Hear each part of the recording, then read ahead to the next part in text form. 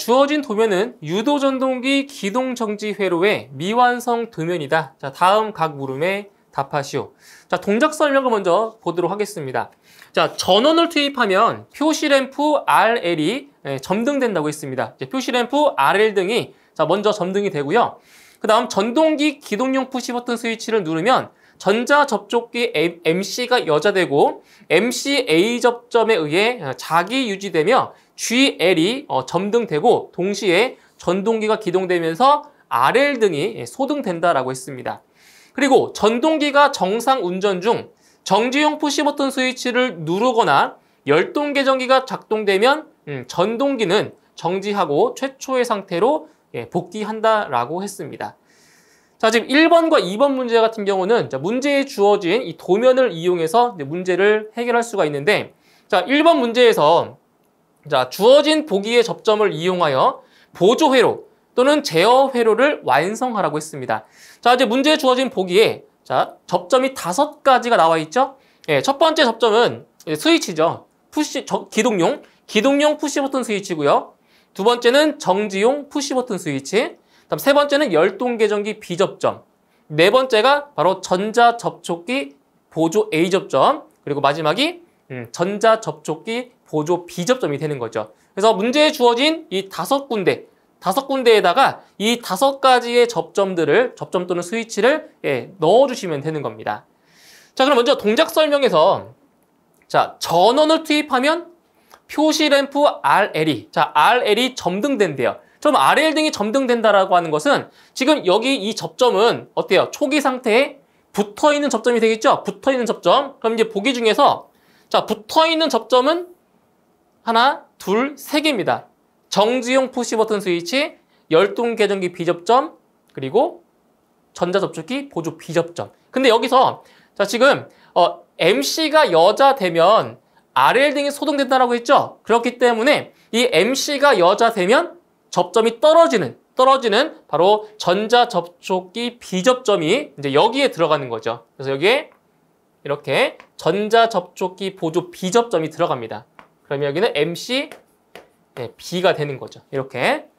자, 그 다음에 이제 기동용 푸시 버튼 스위치를 누르면 전자접촉기 MC가 여자되고 그리고 MC A 접점에 의해서 자기 유지된다라고 했죠. 그래서 이 기동용 푸시 버튼 스위치와 그리고 MC A 접점이 어떻게 연결되어 있어야 돼요? 병렬로 연결이 돼야 되는 거죠. 그래서 여기에 기동용 푸시 버튼 스위치와 그리고 이 MC A 접점이 자, 병렬로 들어가는데 자, 위치는 상관없습니다. 어차피 병렬로 연결되는 거기 때문에 이 기동용 푸시 버튼 스위치와 이 MC A 접점은 서로 순서가 바뀌어도 상관은 없어요. 그래서 지금 교재에 나와 있는 거는 기동용 푸시 버튼 스위치를 왼쪽에다 그렸어요. 이렇게 해서 이게 PB 이제 ON이 되겠죠. 기동용 푸시 버튼 스위치. 그리고 자기 유지 접점이 이렇게 오른쪽에 두 번째 그릴게요. 그럼 여기 MC 이제 A 접점이 되는 거죠. 그때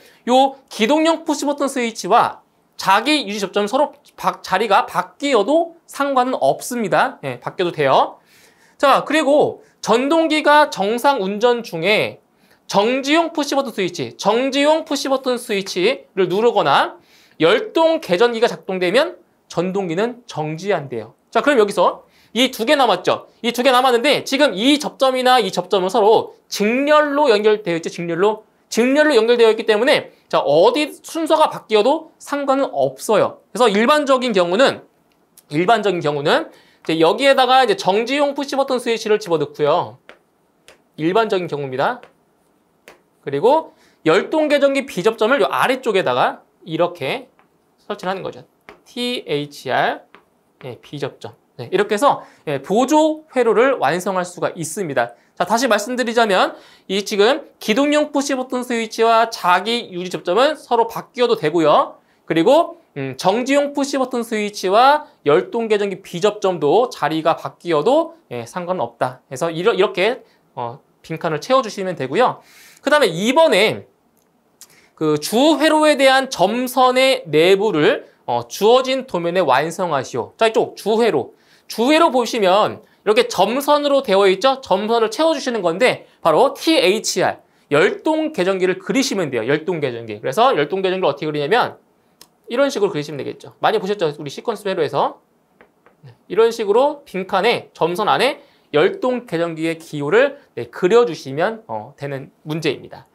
자, 그 다음에 이제 3번 문제를 보시게 되면 이제 3번 문제는 이제 서술형 문제입니다. 서술형 문제인데 자, 열동 계전기는 이제 어떤 경우에 작동하는지 쓰라고 했어요. 열동 계전기 한 가지만 쓰시면 돼요. 한 가지만. 그래서 크게 이렇게 세 가지 정도로 보실 수가 있어요. 첫 번째, 전동기에 과부하가 걸릴 때 또는 전동기에 과전류가 흐를 때 이때 열동 계전기가 동작하게 되어 있고요. 그 다음에 전류 조정 다이얼 설정치, 설정한 값을 전격 전류보다 더 낮게 설정했을 때 전격 전류보다 더 낮은 값으로 설정했을 때도 열동 계전기가 작동을 하고요. 그리고 열동 계전기 단자의 접촉 불량으로 이제 과열되었을 때 이러한 경우에도 열동 계전기가 동작하게 되어 있는 거죠. 이 세 가지 경우에 대해서 세 가지 경우 중에서 한 가지만 작성을 하시면 되겠습니다.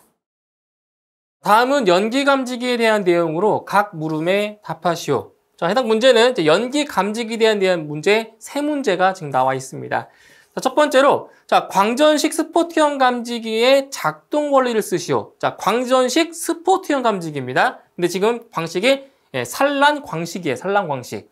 자, 그러면 이제 작동 원리를 보시면 자, 화재 발생 시 연기 입자에 의해 난 반사된 빛이 수강부 내로 들어오는 것을 감지하는 것이다. 이게 작동 원리가 되겠죠. 그래서 산란이라고 하는 것은 이 빛을 어떻게 되나요? 빛을 흐트러뜨리는 거죠. 집중되어 있는 빛을 뭐한다? 흐트러뜨리는 것을 산란이라고 하죠. 산란. 산란 광식. 빛을 산란시키는 방식이라는 얘기예요. 그래서 화재 발생 시 연기 입자에 의해 난반사된 빛이 수강부 내로 들어오는 것을 감지하는 방식. 이것이 바로 광전식 스포트형 감지기의 작동 원리라고 볼 수 있습니다. 그 다음 2번에 광전식 분리형 감지기의 작동 원리를 쓰시오. 자, 그래서 광전식 분리형 감지기는 말 그대로 감광식이에요. 그러니까 빛이 감소하는 것을 감지하는 거죠. 그래서 작동 원리를 보시면 화재 발생 시 연기 입자에 의해 수강부의 수강량이 감소함으로 이를 검출하여 화재 신호를 발하는 것이다. 그래서 이게 연기 입자, 화재가 발생해서 연기가 많아지면 그만큼 빛이 줄어들겠죠. 그 빛이 줄어든 빛을 감지해서 바로 화재 신호를 보내는 거죠. 이것이 바로 광전식 분리형 감지기의 작동 원리가 되겠습니다. 다음 3번. 광전식 스포트형 감지기의 적응 장소 두 가지를 쓰시오. 단, 환경은 연기가 멀리 이동해서 감지기에 도달하는 장소로 한다라고 했습니다. 자, 이것은 자동화재 탐지 설비 및 시각 경보 장치의 화재 안전 기술 기준에 보시면 이러한 내용이 나와 있어요. 자, 지금 설치 장소별 감지기의 적응성인데 지금 환경 상태가 연기가 멀리 이동해서 감지기에 도달하는 장소. 자, 이러한 곳에는 4가지 감지기 설치할 수 있어요. 자, 그 4가지 중에서 바로 광전식 스포트형이 포함되어 있죠. 그래서 광전식 스포트형 감지기를 설치할 수 있는 적응 장소는 바로 계단과 경사로가 이렇게 명시가 되어 있습니다. 그래서 광전식 스포트형 감지기 적응 장소 두 가지로는 계단과 경사로를 작성하시면 되겠습니다. 누전 경보기의 형식 승인 및 제품 검사의 기술 기준을 참고하여 다음 각 물음에 답하시오. 자, 지금 이제 누전 경보기에서 이제 변류기에 대한 문제가 지금 3문제가 나와 있습니다. 자, 먼저 감도 조정 장치를 갖는 누전 경보기의 최대치는 몇 암페어인가? 자, 감도 조정 장치의 최대치. 감도 조정 장치 같은 경우는 바로 1암페어 이하라고 했어요. 1암페어 이하. 그렇기 때문에 최대값, 최대치는 바로 1암페어가 되고요. 자, 참고로 이 감도 조정 장치의 최소값도 물어본 문제가 출제가 됐었죠. 그래서 감도 조정 장치의 최소값은 200mA다. 이것도 참고로 알고 계시면 되겠습니다. 그다음 2번. 자, 다음은 변류기의 전로 개폐 시험에 대한 내용이다. 빈칸을 완성하시오. 자, 여기 박스 안에 있는 내용은 변류기의 전로 개폐 시험에 대한 내용으로 지금 괄호 안에 이제 알맞은 내용을 채워주시면 되겠죠. 자, 변류기는 출력 단자의 부하 저항을 접속하고 경계 전로에 당해 변류기의 전격 전류의 150%인 전류를 흘린 상태에서 자, 경계전로의 개폐를 열고 닫는 거죠. 개폐를 자, 몇 회 반복하냐? 예, 바로 5회 반복하는 경우 그 출력 전압치는 공칭 작동 전류치의 42%에 대응하는 출력 전압치 이하이어야 한다. 자, 이 내용 같은 경우는 실기시험에서 출제가 된 적이 처음이에요. 근데 이 내용은 우리 필기시험을 공부하셨다면은 필기시험에서 나왔던 그러한 내용입니다. 아시겠죠? 실기시험에서는 처음 출제되었다고 보시면 되겠습니다. 다음 3번. 자, 변류기는 DC 500V의 절연 저항계로 시험을 하는 경우 5메가옴 이상이어야 한다. 자, 측정 위치 세 곳을 쓰시오. 자, 변류기의 절연 저항 측정 위치를 물어보았죠. 자, 보시게 되면 절연된 1차 권선과 2차 권선 간, 그러니까 절연된 1차 권선과 2차 권선 사이를 측정하는 거고요. 두 번째로는 절연된 1차 권선과 외부 금속부 사이, 그리고 세 번째 절연된 2차 권선과 외부 금속부 간 사이가 되겠죠. 금속부 사이. 이렇게 해서 이 형식성임 및 제품 검사의 기술 기준에 나와 있는 그 내용 그대로 작성하는 게 좋습니다. 이게 그 채점관의 재량에 따라서 이 절연된이라는 표현을 안 써도 정답으로 인정될 수도 있고 오답이 될 수도 있습니다. 이거는 채점 기준에 따라 달라요. 그래서 가급적이면 이렇게 화재 안전 기준이나 이렇게 형식성임 및 제품 검사의 기술 기준에 명시되어 있는 내용을 그대로 작성하시는 것이 가장 좋습니다. 이렇게 해서 절연 저항 측정 위치 3가지 작성하시면 되겠습니다. 단독경보용 감지기의 설치 기준이다. 괄호 안에 들어갈 알맞은 내용을 채우시오. 자, 단독경보용 감지기의 설치 기준에 대한 문제는 이제 관연도 기출문제에서 많이 출제가 되었던 문제죠. 크게 어렵지 않았던 문제가 되겠습니다. 자, 1번. 각 실마다 설치하되 바닥 면적이 몇 제곱미터를 초과하는 경우에는 자, 몇 제곱미터마다 1개 이상 설치할 것. 자, 바닥 면적이 얼마였죠? 바로 단독경보용 감지기는 바닥 면적 150제곱미터를 초과하는 경우에는 150제곱미터마다 1개 이상을 설치한다고 했습니다. 다음 2번. 이웃하는 실내의 바닥 면적이 각각 얼마 미만이죠? 바로 30제곱미터 미만이고 벽체 상부의 전부 또는 일부가 개방되어 이웃하는 실내와 공기가 상호 유통되는 경우에는 이를 몇 개의 실로 본다? 바로 하나의 실로 본다는 거죠. 다음 3번. 최상층의 바로 계단실이죠. 최상층의 계단실의 천장에 설치할 것. 단 외기가 상통하는 계단실의 경우를 제외한다. 그래서 이 3번 같은 경우는 계단이라고 하면 안 돼요. 왜냐면 지금 설치 기준, 화재 안전 기준에 명시되어 있는 게 계단실이기 때문에 명확하게 계단실이라고 작성을 하셔야 됩니다. 계단이라고 하면 틀릴 수가 있어요. 계단실입니다. 다음 4번.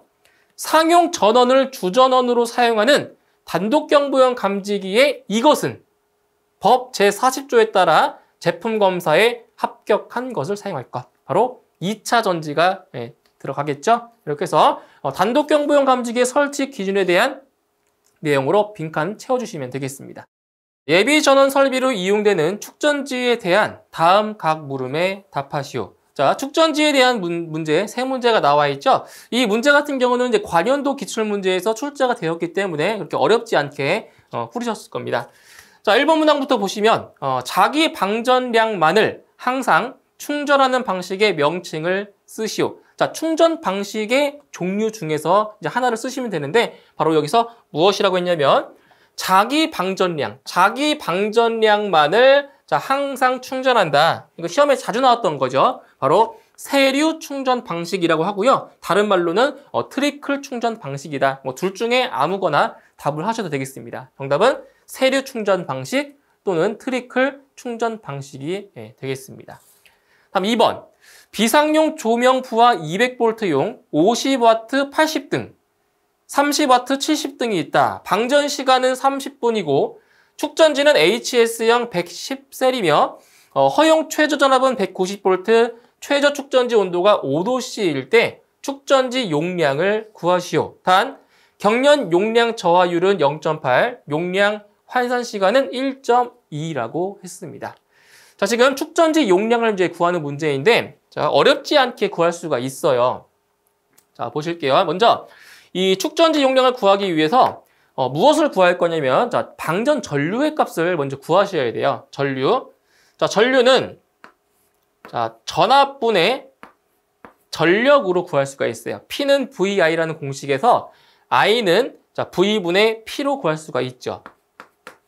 자, 그러면, 자, 전압은 뭐예요? 비상용 조명부와 200V용이라고 했죠? 200V. 그러니까 전압은 200V인 거고요. 다음 전력을 보시면 50W. 50W가 80등이 있고요. 80개.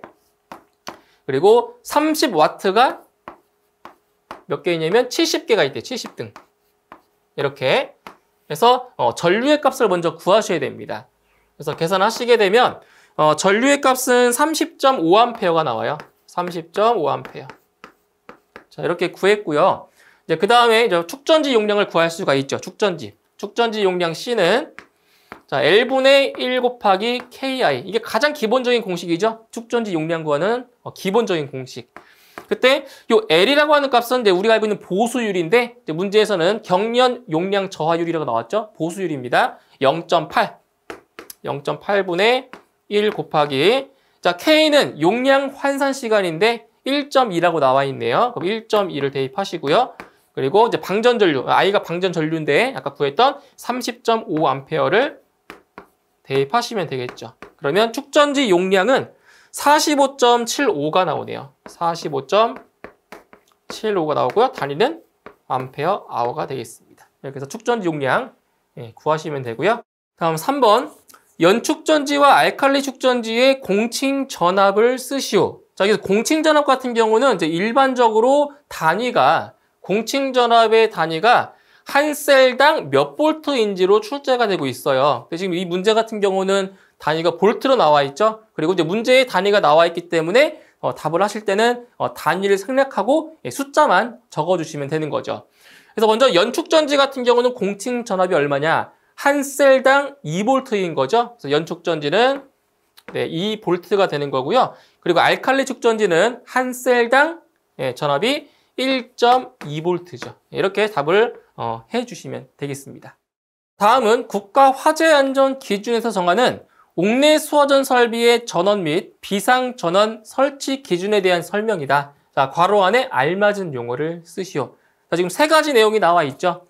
자, 첫 번째, 비상전원은 옥내 수화전 설비를 유효하게, 자, 몇 분 이상 작동할 수 있어야 된다? 바로 옥내 수화전 설비를 유효하게 20분 이상 작동할 수 있어야 되는 거죠. 20분 정답이 되고요. 다음 2번, 비상전원을 실내에 설치하는 때에는 그 실내에 바로 비상조명등을 설치하여야 한다. 2번은 비상조명등이 들어가겠네요. 3번, 상용 전원이 저압수전인 경우에는 자, 어디 직후에서? 저압수전인 경우는 바로 인입 개폐기 직후에서 분기하여 전용 배선으로 하여야 한다. 세 번째 내용은 인입 개폐기가 들어가면 되겠습니다. 다음 도면을 보고 각 물음에 답하시오.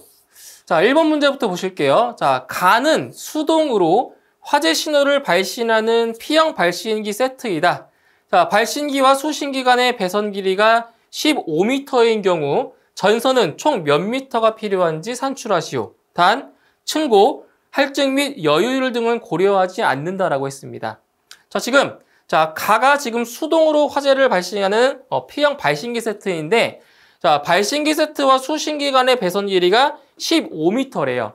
자, 발신기 세트에서 수신기 간의 거리가 15m라고 이렇게 나와 있네요. 15m. 자, 그때 이 전선이 총 몇 미터가 필요한지 산출하시오라고 했는데, 지금 기본적으로 이 수신기에서 발신기 간에 전선이 몇 가닥이 들어가는지를 알면 되겠죠? 몇 가닥. 자, 그러면 이제 어떤 선이 들어가는지 한번 볼게요. 이 수신기와 발신기 사이에는 지구선 들어가고요. 지구선. 그리고 지구 공통선.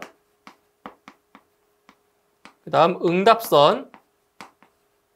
그리고 경종선. 그리고 표시등선.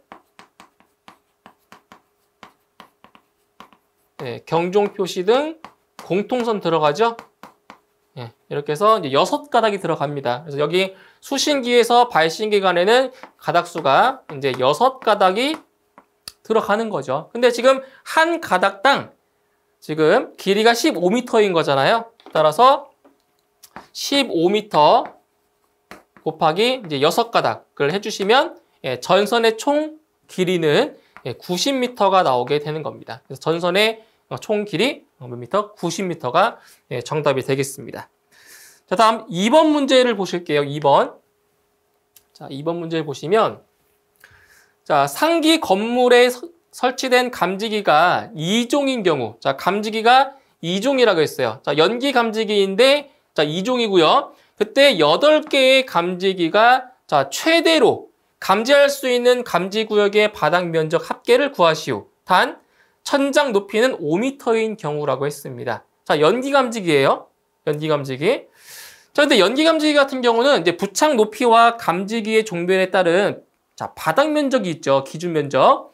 지금 부착 높이가 4m 미만인 경우와 그리고 4m 이상 15m 미만인 15가 아니라 20이죠. 예, 4m 이상 20m 미만인 경우가 있고요. 자, 그리고 감지기는 종별이 1종과 2종은 같아요. 기준 면적이. 그리고 3종이 있습니다. 3종. 그때 자, 4m 미만일 때는 바로 150제곱미터죠. 150제곱미터마다 1개 이상을 설치하고요. 이제 3종 같은 경우는 이제 50제곱미터마다 1개 이상을 설치를 하죠. 그리고 이제 4m 이상 20m 미만인 경우는 75제곱미터마다 1개 이상. 그리고 3종은 설치 불가합니다. 자, 근데 보시면 지금 천장의 높이가 5m라고 했어요. 5m면은 여기에 들어가죠. 이 범주에. 그리고 감지기는 2종이라고 했고 2종. 그러면 기준 면적 75제곱미터마다 1개 이상입니다. 그러면 이 감지기 요 한 개당 감지할 수 있는 그 최대 면적이 75제곱미터라는 걸 알 수 있는 거죠. 그런데 지금 8개의 감지기가 설치가 되어 있기 때문에 75제곱미터 곱하기 8개가 되는 거죠. 한 개당 75제곱미터. 그렇죠? 이렇게 해서 계산하시게 되면 바로 600제곱미터가 나오게 되겠습니다. 그래서 최대로 감지할 수 있는 감지 구역 면적은 얼마다? 600제곱미터가 정답이 되겠습니다. 자, 그다음 3번 문제 한번 보도록 하겠습니다. 3번. 자, 3번 문제 같은 경우는 이제 전선관과 이제 전선의 이제 길이를 구하는 건데, 자, 감지기와 감지기 간, 감지기와 P형 발신기 세트 간의 길이가 각각 10m인 경우 전선관 및 전선 물량을 자, 산출 과정과 함께 쓰시오. 단, 층고, 할증 및 여유율 등은 고려하지 않는다라고 했습니다. 자, 보세요. 전선관이에요. 전선관. 자, 지금 감지기와 감지기 사이, 그리고 감지기와 P형 발신기 사이입니다. 여기는 아니에요. 수신기랑 발신기 사이는 지금 해당이 안 됩니다. 자, 그때 이 간격이 전부 다 10m래요. 간격이 10m. 자, 그러면 전선관의 길이가 몇 미터가 되겠냐? 이 간격이 몇 개인지를 보세요. 자, 1개, 2개, 3개, 4개, 5개, 6개, 7개, 8개, 그리고 9개. 총 간격이 9개죠. 근데 간격 하나의 간격이 10m이기 때문에 이렇게 구하시면 되겠죠. 자, 간격이 10m인데, 자, 이 간격이 몇 개 있다고요? 총 9개. 9개가 있는 거죠? 그래서 9를 곱하면 90m가 되는 거예요. 그래서 전선관의 길이는 90m가 나오게 되는 거고요. 자, 그 다음에 이제 전선인데, 이 전선에서 이제 좀 문제에 조금 오류가 있죠. 자, 왜냐면, 이 감지기에 들어가는 전선의 단면적이 문제예요. 자, 2.5제곱밀리미터가 아니라, 우리가 알고 있는 건 1.5제곱밀리미터죠. 1.5.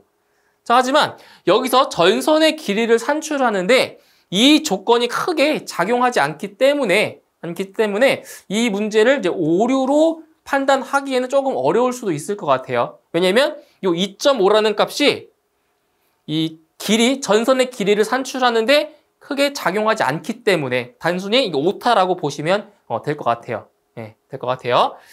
자, 원래는 1.5가 돼야 맞죠? 감지기 전선 같은 경우는. 자, 그러면 보세요. 지금 이제 감지기 배선에 가닥수가 몇 가닥이 들어가는지를 아셔야 되는데, 지금 자동화재 탐지 설비 같은 경우는 이제 배선 방식이 송배선식이죠. 송배선식은 루프가 2가닥이고 나머지가 4가닥이었어요. 그러면 이 루프로 형성되어 있는 부분이 자, 2가닥, 2가닥, 2가닥. 그러니까 루프로 되어 있는 부분은 전부 다 몇 가닥이다? 2가닥이 되는 거고요. 루프가 아닌 부분이 4가닥인 거죠. 그러니까 그러면 이 2가닥씩 들어가는 거는 8 그 구역이 있고요. 8개. 그리고 4가닥이 들어가는 것은 하나입니다. 하나. 그렇죠? 그래서 이 전선의 길이를 구할 때는 2개로 나눠주셔야 돼요. 2가닥씩 들어가는 부분과 4가닥씩 들어가는 부분을 나눠주셔야 돼요. 그러면 자, 10m인데 뭐 전선거리 10m니까 전선도 10m로 봐야 되겠죠? 정확하진 않지만 자, 10m인데 자, 2가닥씩 들어가는 곳이 몇 군데예요? 8군데죠. 8군데. 자, 8군데가 되고요. 그 다음에 10m짜리 4가닥씩 들어가는 게 여기 한 군데죠. 곱하기 1이 되는 겁니다. 이렇게. 네. 그래서 계산해 주시면 총 200m가 나오게 되겠습니다. 그래서 물량은 200m다. 자, 이렇게 해서 전선관과 전선의 길이를 구해 주시면 되겠습니다. 삼상 380V, 기동전류 135A, 기동토크 150%인 전동기가 있다. 이 전동기를 Y델타 기동 시 기동전류와 기동토크를 구하시오.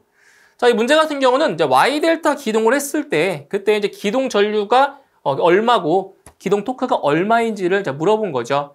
자, 일단 여기서 보시면 자, 이 Y델타 이제 기동 시의 이 기동전류 같은 경우는 이제 직입 기동 방식이라고 하는데 전전압 방식의 얼마냐면 3분의 1입니다. 그래서 이 Y델타 기동 시의 기동전류는 지금 여기에서 이 기동전류 135A에 얼마로 보시면 돼요? 3분의 1로 보시면 되는데 이 기동전류는 운전전류의 한 6에서 7배 정도의 큰 전류가 필요해요. 그럼 이런 경우는 전류가 큰 우려가 흐르게 되면 코일, 모터의 코일이 손상될 우려가 있는 거죠. 그렇기 때문에 이 Y델타 기동을 함으로써 기동 전류를 낮춰서 그러한 문제점을 고치는 거예요. 자, 그런데 여기서 이 전류의 값, 기동 전류가 낮아진 만큼 어떻게 했어요? 모터를 돌리는 그 힘, 토크 또한 낮아지겠죠? 전류가 낮아지기 때문에. 그래서 이 Y델타 기동 시의 기동 전류가 바로 3분의 1로 줄어드는 대신에 이 기동 토크 또한 3분의 1로 줄어든다는 거예요. 이걸로 보시면 돼요. 우리 자전거를 예를 들면 정지되어 있는 자전거를 우리가 페달을 구를 때 처음에 엄청난 큰 힘이 필요하죠. 자전거를 움직여야 되니까. 그런데 어느 정도 안정화가 되면 우리는 가볍게 페달을 구를 수가 있는 거죠. 그거와 같은 원리라고 보시면 돼요. 그래서 이 Y델타 기동 시의 기동 전류와 기동 토크는 바로 얼마나 3분의 1로 줄어든다라는 얘기예요. 그래서 이 지금 기동 전류를 구하라고 했죠. 지금 기동 전류가 135A예요. 그래서 130, 자, I는 135A에 자, 3분의 1이라고 했으니까 기동 전류가 3분의 1이니까 3분의 1을 곱해 주시면 되는 거죠. 네, 그러면 45A가 나오게 되는 거고요. 그리고 기동 토크 또한 3분의 1로 줄어듭니다. 그래서 토크는 지금 150%라고 했는데 150%의 3분의 1이기 때문에 50%가 되는 거죠. 그래서 이제 기동 전류와 기동 토크 이렇게 계산하시면 되겠습니다. 한국전기설비규정 KEC에서 규정하는 금속관 공사의 시설 조건에 관한 내용이다. 괄호 안에 알맞은 말을 넣으시오. 자, 일단 이 KEC에 관련된 문제가 이 소방전기에서 출제가 되는 게 맞냐 하는 이제 의문점이 생기는데 이게 이제 올해부터 뭐 작년도 마찬가지겠지만 매 회차마다 이 KEC와 관련된 문제가 적으면 1개, 많게는 2개까지 출제가 되고 있어요. 그래서 앞으로 시험을 대비하실 때 이 KEC와 관련된 내용까지 공부를 하시는 게 바로 이제 높은 점수를 받을 수 있는 그러한 길이 되겠습니다. 그러니까 KEC와 관련된 내용 반드시 좀 공부를 또 하셔야 됩니다. 자, 이제 빈칸을 채우는 문제이기 때문에 뭐 그렇게 어려운 문제는 아닌데 이 내용 자체가 생소하기 때문에 어려우셨을 거예요. 자, 1번. 자, 전선은 절연전선일 것. 근데 뭐는 제외냐? 전선은 절연전선인데 5궤용 비닐 절연전선은 제외라는 거죠. 그래서 1번에 들어갈 말은 5궤용 비닐 절연전선이 들어가겠습니다. 다음 2번. 자, 전선은 이것일 것. 전선은 바로 연선일 것. 자, 단선 아니고요. 연선일 것. 연선 같은, 단선은 이게 한 가닥이지만 연선은 가느다란 선을 많이 꼬아서 만든 게 연선이죠. 예, 그래서 전선은 단선이 아니고 연선일 것. 자, 다음의 것은 적용하지 않는다. 그래서 짧고 가는 금속관에 넣은 것. 자, 단면적 얼마 이하의 것? 단면적 10제곱밀리미터 이하의 것. 알루미늄 선은 16mm 이하고요. 그 다음 전선은 금속관 안에서 자, 무엇이 없도록 할 것? 금속관 안에서 바로 접속점이 없도록 할 것. 그래서 접속점 같은 경우는 풀박스에서 접속을 하는 거죠. 그래서 금속관 안에는 접속점이 없도록 할 것. 그런데 여기서 이제 접속이라고 이제 답을 하신 분들도 꽤 있더라고요. 접속. 근데 접속점이나 접속이나 틀린 말은 아니지만 그래서 가급적이면 이렇게 KEC에서 명시되어 있는 그 명칭 그대로 작성하시는 것이 좋습니다. 접속점, 접속. 그러니까 접속 같은 경우는 채점관의 재량이나 채점 기준에 따라서 정답으로 인정될 수도 있어요. 하지만 이건 아무도 알 수 없습니다. 그래서 접속점이 일단 들어가야 되고요. 그 다음 관의 끝부분에는 전선의 피복을 손상하지 아니하도록 이것을 사용할 것. 바로 전선 피복 부하는 게 뭐였죠? 우리 부싱 배웠죠? 그래서 부싱을 사용할 것. 이렇게 해서 빈칸에 맞는 내용을 채워주시면 되겠습니다.